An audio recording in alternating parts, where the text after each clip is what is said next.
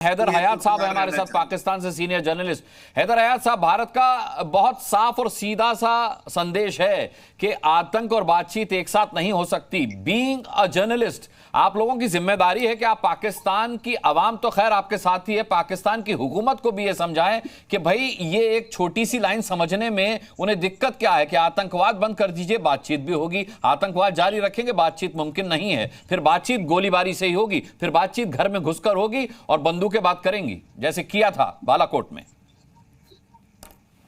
बिस्मिल्लाहिर्रहमानिर्रहीम। बहुत शुक्रिया अनुराग जी। देखें, जो बात आपने कही, हमारी हुकूमत और हमारे लोग बिल्कुल इसको समझते हैं कि दहशतगर्दी और बातचीत एक साथ नहीं हो सकती। इसीलिए बार बार हम इस चीज के ऊपर एम्फसाइज करते हैं कि भारत को दूसरे ममालिक के मामलात में दखल अंदाजी नहीं करनी चाहिए। भारत को अफगानिस्तान की सरजमीन का इस्तेमाल करते हुए पाकिस्तान में दहशतगर्दी नहीं करनी चाहिए। इस वक्त जब मैं आपसे बात कर रहा हूं, बहुत सीरियस टॉपिक पर हम लोग चर्चा कर रहे हैं हैदर साहब, बहुत सीरियस टॉपिक पे हम लोग चर्चा कर रहे हैं। ऐसी कोई बात मत कहिए कि मेरी हंसी निकल जाए, ऐसी कोई बात मत कहिए कि मेरी हंसी निकल जाए, है ना। बहुत सीरियस टॉपिक पे हम लोग बात कर रहे हैं। आपकी हंसी नहीं, आप लोगों को तो शर्मिंदा होना चाहिए एक्चुअली अनुराग साहब। आप लोगों को हम लोग सीना तान के न केवल अपने मुल्क में रहते हैं बल्कि पूरे अंतर्राष्ट्रीय मंच पर जब हमारे प्रधानमंत्री जाते हैं तो सीना तान के जाते हैं। यूएन में पाकिस्तान की तरह गिड़गिड़ाते नहीं हैं। शर्मिंदा आपको होना चाहिए। जो शर्मिंदा होता है वो यूएन में जाके गिड़गिड़ाता है कि बचाइए साहब, हिंदुस्तान घर में घुस के मारता है।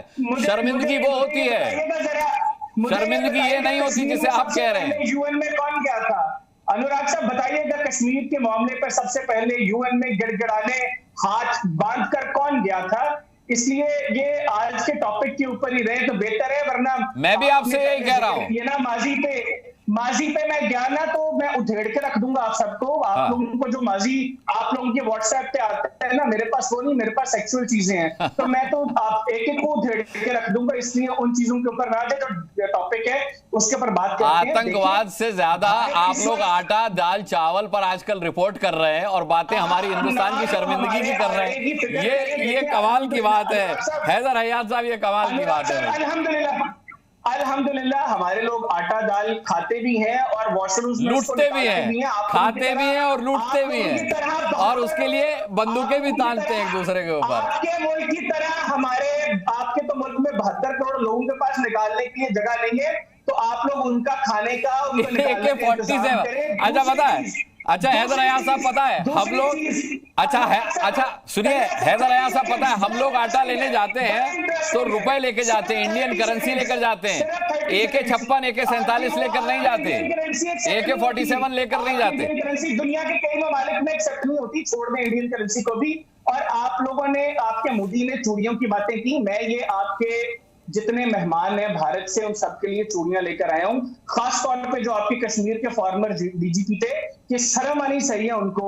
DGP रहे हैं वो कश्मीर में, और वो यहाँ पे आके बजाय इससे कि वो बताएं कि किस तरह उनकी फोर्सेस कश्मीर के निहत्थे नौजवानों पर जुल्म करती रही। डिबेट के बाद ये चूड़ियां जो हैं वो इरशाद अहमद खान साहब को दे दीजिएगा। इरशाद अहमद खान साहब को मेरी तरफ से मुबारकबाद देते हुए दे दीजिएगा ये चूड़ियां। जो कार्टून आपने बिठाया था ना पहले, वो कर्नल बिट्टा, ये कार्टून के लिए और आपके लिए, आप लोगों वो बिट्टा अकेला काफी है आपके लिए, वो बिट्टा अकेला काफी है आपके लिए। भेजे उसको किसी न्यूट्रल मुकाम पे, ऐसी की तैसी ना भेज के। आप हिंदुस्तानी फौज को भी कार्टून समझते रहे। बालाकोट में आकर के उन्होंने बता दिया था, बालाकोट में आकर के उन्होंने बता दिया था। ये सारे आप लोगों के दिमागों की गलत फहमी है अनुराग साहब। हाँ, चलिए दिमाग है तो सही हमारे पास, दिमाग है तो सही हमारे साथ। हैदर हयात साहब, दिमाग है तो सही। आपने मुहर तो लगाई कि हम हिंदुस्तानियों के पास दिमाग है, पाकिस्तानियों को लेकर के तो मेरा शक और गहरा हो गया है। चलिए खैर, मैं लाता हूं सुशील पंडित हमारे साथ हैं।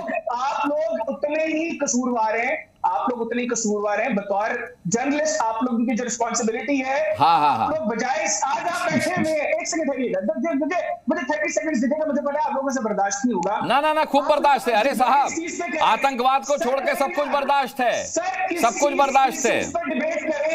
इस चीज पर डिबेट करें कि भारत में मोदी उस चंद्रबाबू नायडू के आज जो है वो तरले कर रहे हैं। हमारे मुल्क की चिंता हम पर छोड़ दीजिए। सुनिए हैदर हयात साहब, हमारे मुल्क की चिंता हम पर छोड़ दीजिए, आप अपने मुल्क की चिंता कीजिए। कश्मीर से लेकर कन्याकुमारी तक की चिंता हमारे ऊपर छोड़ दीजिए।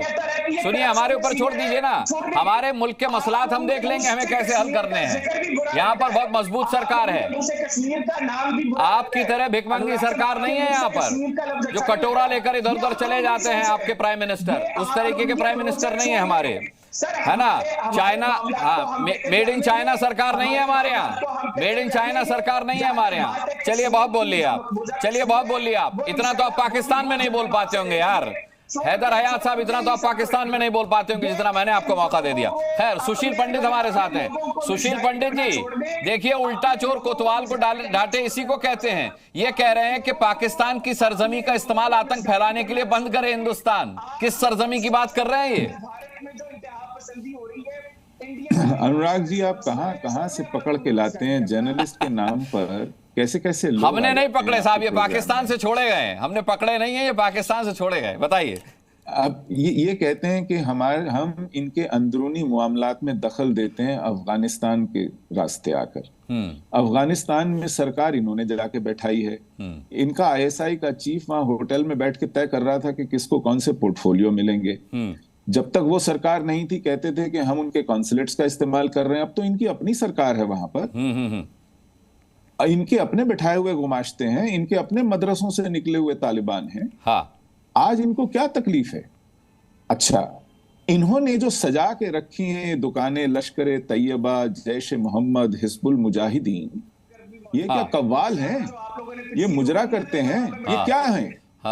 ये दहशतगर्द तंजीमें हैं जो हिंदुस्तान में आकर के कत्लो गारत करती हैं। अरे साहब, खूंरेजी करती हैं। हैदर हयात साहब, आपके बीच में कोई नहीं बोला था भाई, आपके बीच में कोई नहीं बोला था। बोलिए बोलिए सुशील पंडित। लश्कर है, जैश है, हिजबुल है, ये कोई कव्वाल नहीं है, ये कोई रक्कासा नहीं है। यहाँ पर ये दहशतगर्द तंजीमें हैं। ये यहां आकर के कत्लो गारत करती हैं, मासूमों का खून करती हैं, घर उजाड़ती हैं, आगजनी करती हैं, अगवा करती हैं लोगों को। और इनको पालने पोसने वाले ये लोग हैं, इनको खड़ा करने वाले, इनको पढ़ाने लिखाने वाले नहीं, इनके हाथों में बंदूकें बारूद थमाने वाले ये लोग हैं। और फिर ये हमको कहते हैं कि हम इनके अंदरूनी मामलात में मुदाखलत करते हैं। आज इनको ये पेट दर्द हो रहा है कि हमारी सियासत में कौन किससे बात कर रहा है, कौन किसके तरले मार रहा है। अरे भाई, हम वोट देते हैं तो नेता चुन के आते हैं और वो आपस में तय करते हैं क्या करना है, कैसे करना है। वहां पर वोट होने के बाद भी और वोट होने के बिना भी तरले करने जाना पड़ता है रावलपिंडी उन जर्नैलों के जो पिज्जा बेचते हैं। उनका डे जॉब जो है वो देश को और अपने मुल्क को लूटना है, और नाइट जॉब है कि वो अपने इलेक्शंस को कैसे रिग करें और सियासतदानों को कैसे तलवे चटवाएं। ये लोग कम से कम हमें हमारी डेमोक्रेसी में कैसे चलना है, पार्टियां कैसे एक दूसरे के साथ ताउन करें, कोऑपरेट करें, कैसे सरकारें चलाएं, कैसे मैंडेट लिया जाता है, कैसे गवर्न किया जाता है, कम से कम सीखें हमसे। हमको नसीहतें देना बंद करें, अपने मुल्क की हालत देखें। नसीहत देने लायक बचे नहीं है ये। लेकिन क्या मतलब, इनको जिनको शर्म के मारे मुंह छुपाना चाहिए था कहीं, वो लोग अब बैठ के नसीहतें देते हैं हमको, और फिर हमें बैठ के सुनना पड़ता है इनको, क्योंकि पड़ोसी हैं। क्या करें? हमारे साथ जिस तरह के इन्होंने ताल्लुकात रखे हैं, कहते हैं बात क्यों नहीं करते आप। अटल जी बात करने गए थे तो पीठ में छुरा घोपा करगिल कर दिया। बिल्कुल, और परवेज मुशर्रफ ने इसका कन्फेशन किया था। परवेज मुशर्रफ ने इसका कन्फेशन किया था। बिल्कुल, मोदी जी गए थे, बिन बुलाए चले गए थे दिल खोल करके लाहौर नवाज शरीफ के पास। हफ्ते भर के अंदर इन्होंने नगद भुगतान कर दिया साहब, पठानकोट कर दिया। ये किसी एतबार के लायक लोग हैं? एहसान फरामोश मुल्क, पूरी की पूरी नस्ल बिगड़ गई है इनकी। एक जमाने में हमारा हिस्सा हुआ करते थे, किसी को यकीन होगा कि ये भारत का हिस्सा थे। इनको लीज पर कुछ जमीन क्या दे दी, ठीक है, जिसको कहते हैं कि चूहे के हाथ एक हल्दी की गांठ लग गई, वो पंसारी बन बैठा। या फिर कहिए बंदर के हाथ में उस्तरा दे दिया हमने। ये ज्यादा माकूल रहेगा। बंदर के हाथ में उस्तरा दे दिया हमने, हमारा ही गला काटने पर आमादा हो गए। जी न्यूज़।